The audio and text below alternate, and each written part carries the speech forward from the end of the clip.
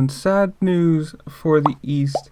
It gets even thinner with Jeremy Martin now being injured after a practice crash on yesterday, Thursday, whatever it was. And also Levi Kitchen, the young Yamaha rider, also being out now for Daytona after his off. But it's really sad. Levi Kitchen showed a lot of speed, and also Jeremy Martin coming the week after being P2 overall, and now he's injured.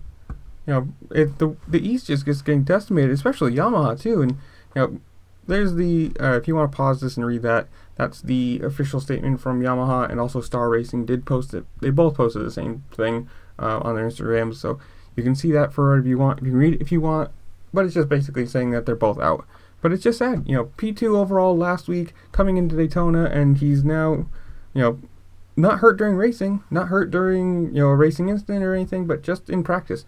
So, it sucks for Yamaha, sucks for Jeremy Martin, sucks for Levi Kitchen, sucks for racing fans in general. The East is getting decimated with Faulkner out, now these two out. I don't know. Tell me what you think below. Do you think they should be training less, training more, whatever it is, and I'll see y'all later. Peace.